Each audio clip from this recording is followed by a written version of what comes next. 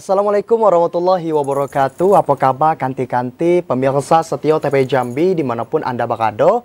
Rasanya senang nian yodak kan yo. Iya. Karena siang ko mungkin ada kanti-kanti yang sedang menjalani ibadah puasa. Ada juga yang sedang puasa yang yuk. Kita tuh yang Kita nyelan. Siang-siang buka apa yuk. Betul lah, tuh kan itu nyok saya tuh. Akan tetapi kanti-kanti masih setia benala tetonggok di depan TV tentunya untuk menyaksikan kami ko di Bekapa Jambi pada edisi Sabtu 30 Maret 2024. Iya nyala. Apalagi mungkin ada juga kanti-kanti yang lagi nak mudik. Betul, Kan tinggal lagi kok benar nak lah. berapa lagi dah yo. Yo. Yogi nak mudik. Saya nak mudik, saya mudik ke Muaro Jambi ko lah. Dekat ko lah. Pejamatan nyampe kejap. Tak dulu. Kalau Rani ko macam mana nak mudik tak? Tak lah tahun ko. Benar dikit, kata kanti-kanti nak mudik ke gena calon mertua. Amin kan merah dulu dak ya. Kata pada buat omongan budak ko lagi paso, macam mana lagi paso ko. Jadi tak ada calon mertua? Belum ada. Besok pergi ke gena rumah saya, berak? Adiknya lah. Nah Rani, kabar apa be nak kita sampaikan kepada kanti-kanti kita yang ada di rumah? Nah, jadi itu pada kita lah informasi penting dan menarik untuk kanti-kanti kok. Di antaranya arus lalu lintas di jalan lintas timur terpantau aman dan lancar. Nah, selanjutnya kanti-kanti pengendara keluhkan lambatnya perbaikan lintas Sumatera di Kabupaten Batanghari. Alih fungsi lahan sawah penyebab turunnya hasil produksi. Macam mana informasi selengkapnya bersama saya Karen Utari dan saya Yogi Perlianto, Ikola Bekaba Jambi. Selengkapnya.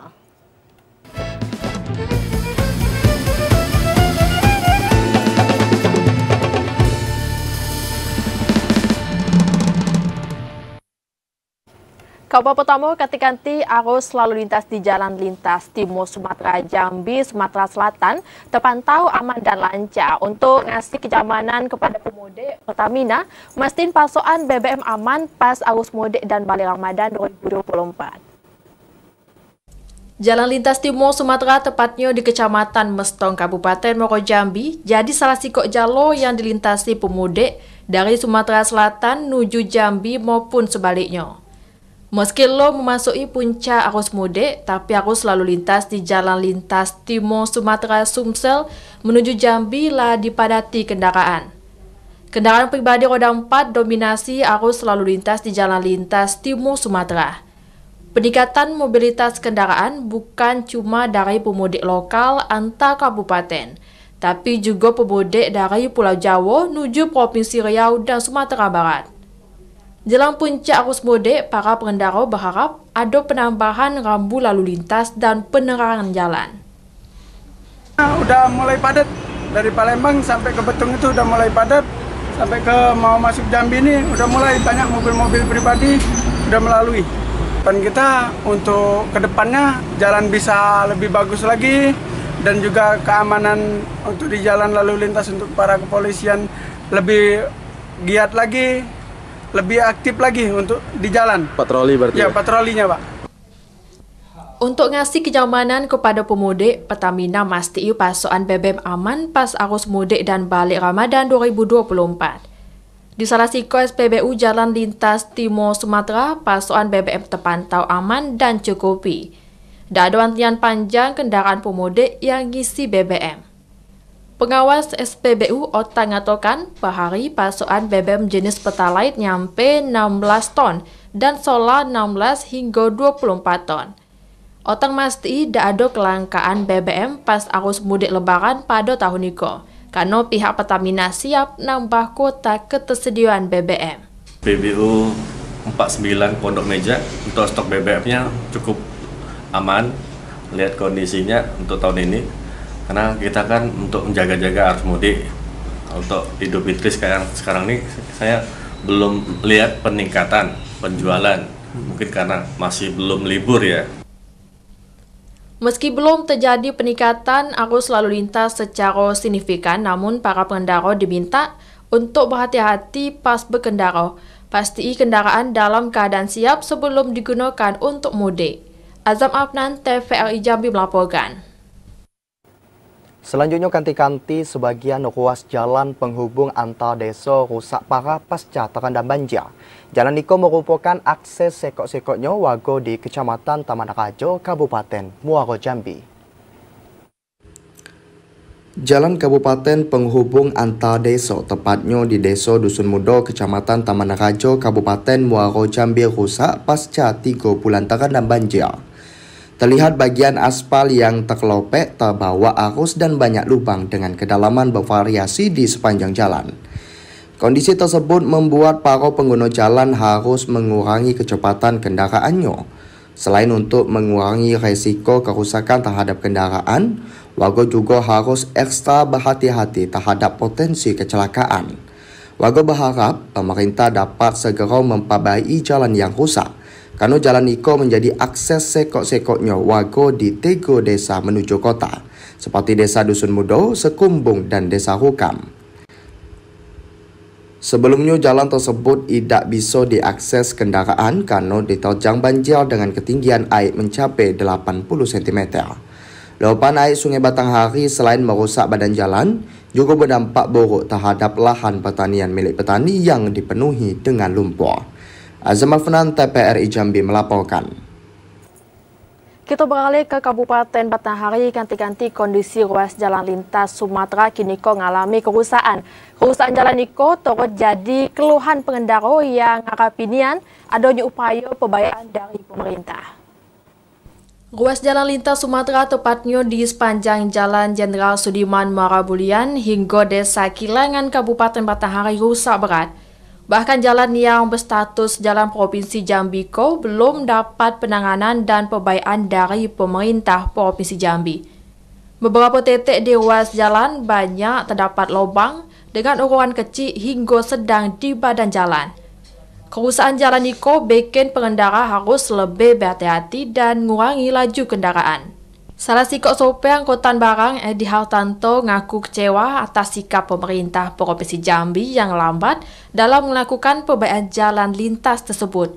Kalau persoalan Iko terus dibiayai, dikhawatiri jalan yang rusak bakal semakin bertambah.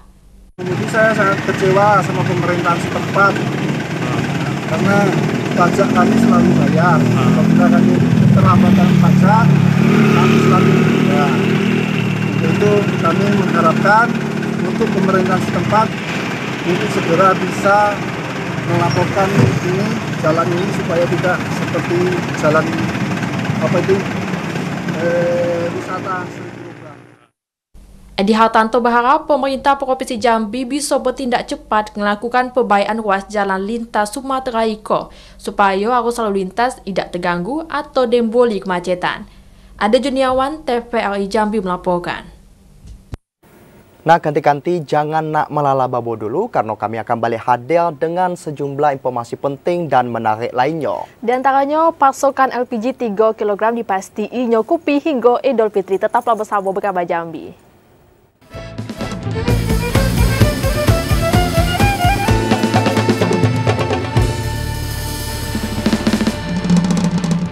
Terima kasih banyak kanti-kanti masih setia tertonggok di depan TV untuk menyaksikan kami di Berkabar Jambi.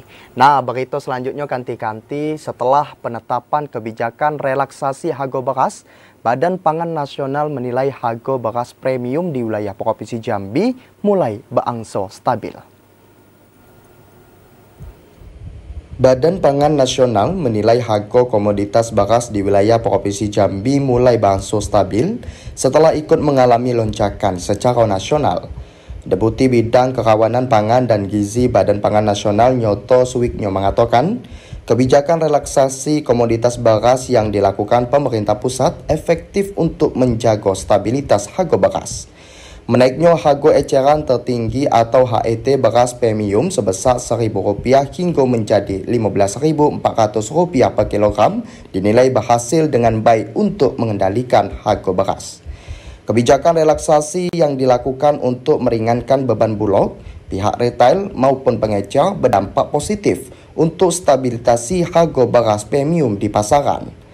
Di wilayah Provinsi Jambi, khususnya di pasar tradisional Angso 2 Kota Jambi, harga beras premium berada di angka Rp15.000 per kilogram.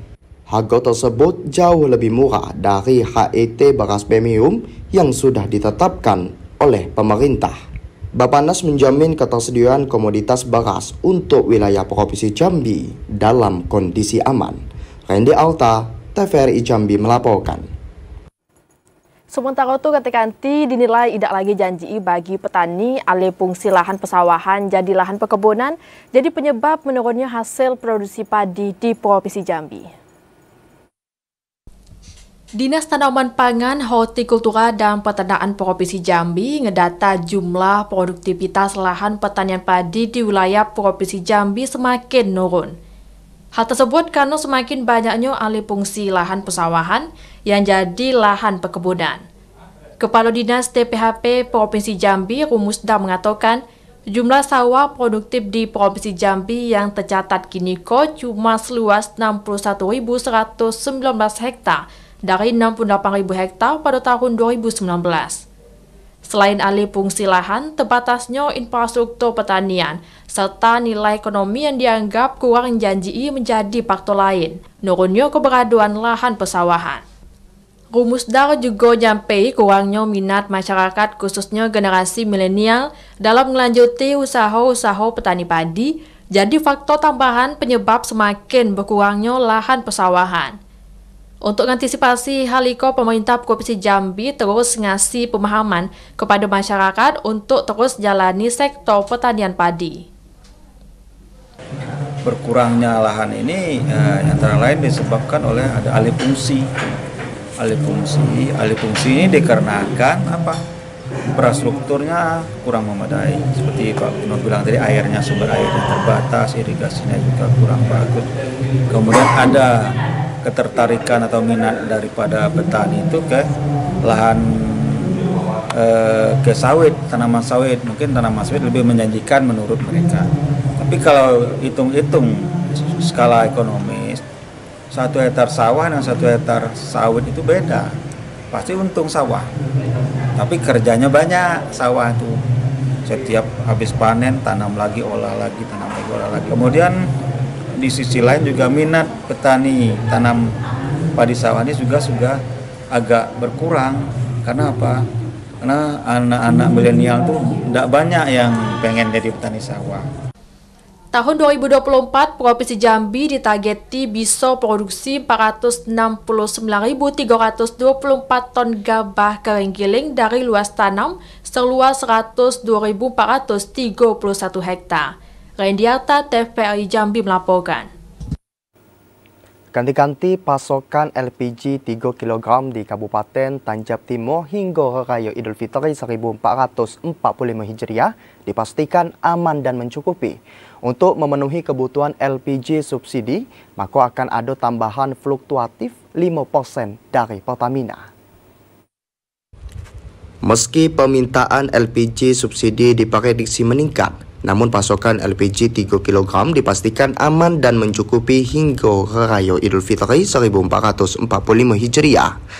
Kepala Dinas Perindak Kabupaten Tanjung Jabung Timur Muhammad Awaludin mengatakan, Pertamina akan menambah 5% pasokan LPG 3 kg selama bulan puasa.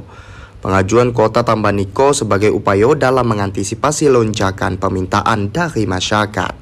Setiap harinya, penyaluran LPG subsidi mencapai 34.000 tabung gas.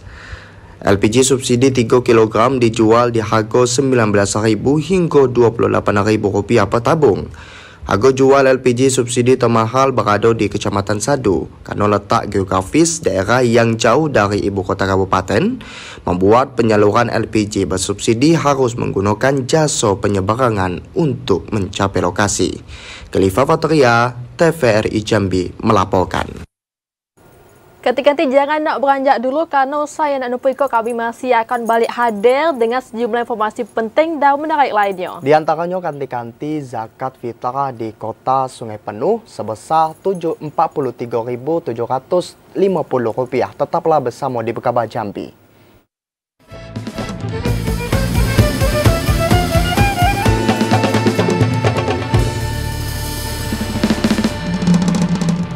Terima kasih kanti-kanti masih nonton Berkabar Jambi. Kanti-kanti Kementerian Agama Kantor Wilayah Kota Sungai Penuh lah netapi besaan zakat fitrah 1445 Hijriah. Nilai tertinggi untuk zakat fitrah di Kota Sungai Penuh sebesar Rp43.750. Kantor Wilayah Kementerian Agama Kota Sungai Penuh netapi pembayaran besaan zakat fitrah 1445 Hijriah 2024 Masehi. Untuk beras yakni 2,5 kg per jiwa. Untuk pembayaran zakat dalam bentuk duit dibagi jadi 3 bagian. Untuk duit dengan beras mutu tertinggi yaitu sebesar Rp43.750, menengah Rp39.000 dan terendah Rp27.500. Kepala Seksi Pembinaan Masyarakat Kasih Binmas Kementerian Agama Kota Sungai Penuh Henry Zal mengatakan jumlah zakat pada tahun 2024 mengalami kenaikan dari tahun sebelumnya. Hal itu dipengaruhi oleh naiknya harga beras. Untuk Kota Sungai Penuh tahun 1445 Hijriah ini jumlah zakat fitrah untuk kalau ditakar dengan beras itu tetap sama. Setiap tahun tidak akan pernah berubah, itu sebanyak 1 gantang atau 2,5 kg. Dan itu sudah diambil suatu keputusan sehingga menjadi sebuah ketetapan untuk ukuran zakat fitrah Kota Sungai Penuh tahun 1445 Hijriah tahun 2024 miladiah ini, yaitu kalau dibayar dengan uang sebagai pengganti beras terbagi tiga tingkatan. Untuk beras dengan mutu tertinggi Rp43.750, beras dengan mutu sedang Rp39.000 dan beras dengan mutu rendah Rp27.500. Dengan ditetapinya nilai zakat fitrah, masyarakat lah bisa nyalurinya ke Badan Amil Zakat Kota Sungai Penuh atau ke Panitia Zakat. Fahlan, TVRI Jambi melaporkan. Nah, lah bisa pun kita ngalori zakat fitrah kita karena ditetapi besarnya. Betul, tentunya kita kok sebagai masyarakat, khususnya yang beragama Islam, wajib membayar zakat. Untuk nyuci harta kita. Betul, biar harta kita kok jadi bersih, berkah, kaget makin banyak pula ke depannya. Amin, insya Allah amin. Karena juga di rezeki kita tuh juga hak orang lain. Betul benar lah, mantap nih yang saya kali. Jadi jamaah, jamaah, acak kok jadi gitu kok. Nah, kabar lainnya kanti-kanti renovasi megah Masjid Nur Ad-Darajat di Kabupaten Tanjab Timlah selesai. Selain nyaman untuk beribadah, lingkungan masjid juga kerap dijadikan tempat untuk berfoto. Berdiri megah dengan bangunan cat putih menyala menjadikan Masjid Agung Nur Ad-Darajat terus menjadi ikon bagi Kabupaten Tanjung Jabung Timur dari masa ke masa. Masjid tersebut berlokasi di Kecamatan Muaro Sabak Barat atau tepatnya dalam kompleks perkantoran Bukit Manderang. Di masanya, masjid itu diresmikan pada tahun 2007 silam oleh mantan Gubernur Jambi, Zulkifli Nurdin. Letak masjid itu juga tidak jauh dari rumah dinas Bupati Kabupaten Tanjung Jabung Timur. Masjid Agung Nur Ad-Darajat mengalami perubahan bangunan setelah dilakukan renovasi pada tahun 2023 hingga 2024 awal. Saat itu, Masjid Agung tersebut terlihat lebih megah, mewah, dan bernuansa seperti masjid yang berada di Timur Tengah. Ketua Pengurus Masjid Agung Nur Ad-Darajat, Asman Daidi mengatakan, pasca renovasi, daya tampung masjid mencapai lebih kurang 1.000 orang dari sebelumnya hanya 700 orang. Meski telah direnovasi, namun bangunan masjid itu masih mempertahankan bangunan yang lama. Selain itu, pada bagian gedung bawah Masjid Agung Nur Ad-Darajat, saat itu telah dilengkapi dengan kantor dan perpustakaan. Untuk koleksi buku, pihak masjid masih menunggu pengiriman dari Dinas Perpustakaan dan Kearsipan Kabupaten Tanjung Jabung Timur. Selain sholat 5 waktu, di Masjid Iko juga sering dilaksanakan kegiatan rutin lainnya seperti pengajian. Bagi para wisatawan yang hendak ke Kabupaten Tanjung Jabung Timur, disarankan untuk singgah ke Masjid Iko karena selain nyaman digunakan beribadah, lingkungan masjid juga kerap dijadikan tempat foto prewedding. Khalifa Fataria, TVRI Jambi melaporkan. Nah, ganti-ganti selama bulan suci Ramadan, pengrajin gula merah di Kabupaten Kerinci, banjir pesanan dan permintaan meningkat nyampe 60%. Untuk memenuhi permintaan pelanggan, produksi gula merah ditambah. Sebelumnya cuma 200 kg, kini kok jadi 800 kg per minggunya. Bulan suci Ramadan tidak terlepas dari sajian berbuka atau takjil yang manis dan berbahan baku gula. Hal itu jadi berkah bagi para pengrajin gula merah di Kabupaten Kerinci. Karena sejak awal bulan Ramadan, permintaan gula merah mengalami peningkatan hingga 60%. Salah satu pengrajin gula merah, Red Misal, mengatakan untuk memenuhi permintaan pelanggan selama bulan suci Ramadan, pihaknya harus produksi sebanyak 700 hingga 800 kg gula merah per minggunya. Sedangkan di hari biasa, dia cuma produksi sebanyak 200 hingga 300 kg gula merah per minggu. Tingginya permintaan masyarakat dan terbatasnya bahan baku pembuatan gula merah bikin dia terpaksa harus naik harga. Sebelumnya gula merah dijual dengan harga Rp9.500 per kilogram dan kini naik jadi Rp11.000 per kilogramnya. Permintaan masyarakat saat ini gula pada bulan Ramadan itu sangat meningkat sekali. Itu mencapai 700 sampai 800 satu minggu. Sebelum ini itu sekitar 200 sampai 300 per minggu. Meskipun harga gula merah naik, tapi daya beli masyarakat masih stabil. Tak cuma memenuhi pesanan dari dalam daerah, tapi juga dari luar daerah Kabupaten Kerinci. Iluan TVRI Jambi melaporkan.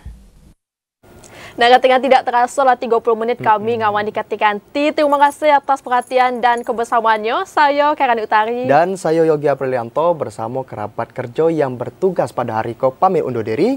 Wassalamualaikum warahmatullahi wabarakatuh dan sampai jumpa.